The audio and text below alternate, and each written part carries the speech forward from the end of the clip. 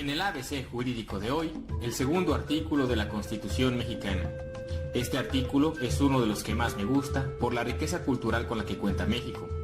Estadísticas del INEGI muestran que en el país hay más de 60 pueblos indígenas y se hablan más de 72 lenguajes. Por ello la importancia de este artículo, cuyo objetivo es preservar nuestras raíces. Lo malo es que en la realidad no se aplica del todo. En nuestra sociedad vemos como un insulto la palabra indígena, haciendo una separación social, cuando lo que deberíamos de hacer es una inclusión de estas comunidades. Sin más, iniciamos con el estudio de este artículo, en el que encontraremos lo siguiente. Primero, la nación mexicana es única e indivisible. Segundo, la composición pluricultural de México. Tercero, la conciencia de una identidad indígena. Cuarto, la libre determinación de los pueblos. Quinto, el reconocimiento de los derechos de los pueblos. Y sexto, la protección de las comunidades indígenas.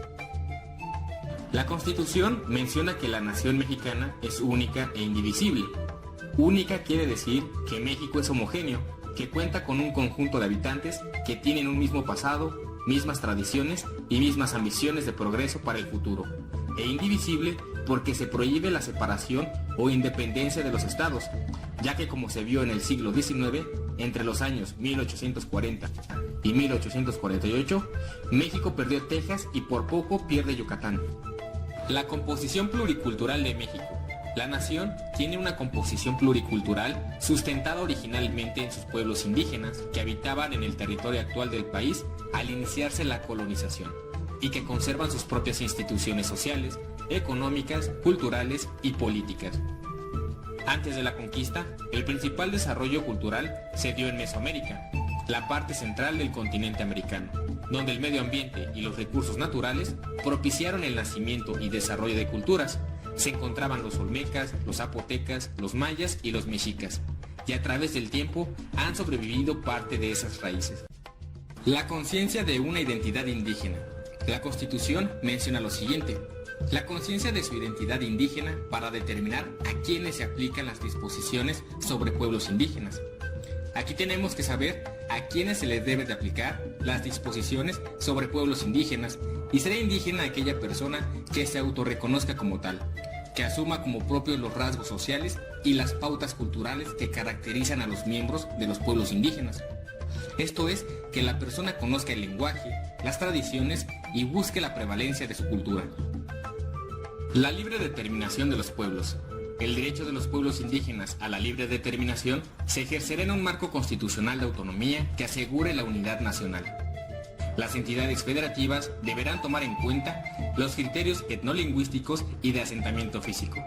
En este párrafo tenemos que hacer mención de un tratado internacional, la Declaración de las Naciones Unidas sobre los Derechos de los Pueblos Indígenas, en la que se define en sus artículos 3º y 4º este precepto. Los pueblos indígenas tienen derecho a la libre determinación para decidir libremente su política, su desarrollo económico, social y cultural, así como también tienen derecho a la autonomía y autogobierno en las cuestiones de sus asuntos internos. Todo esto con apego a la Constitución y el respeto a las mujeres, ya que es algo común que en las comunidades las mujeres tengan menos facultades y no sean consideradas para los cargos de poder. El reconocimiento de los derechos de los pueblos. Esta Constitución reconoce y garantiza el derecho de los pueblos y las comunidades indígenas a la libre determinación y, en consecuencia, a la autonomía para, primero, decidir sus formas internas de convivencia y organización social. Segundo, aplicar sus propios sistemas normativos en la regulación y solución de conflictos internos. Tercero, elegir de acuerdo con sus normas a las autoridades o representantes para el ejercicio de sus formas propias de gobierno interno. Y cuarto, tener acceso a la justicia, así como a ser asistidos por intérpretes y defensores que tengan conocimiento de su lengua y cultura. La protección de las comunidades indígenas.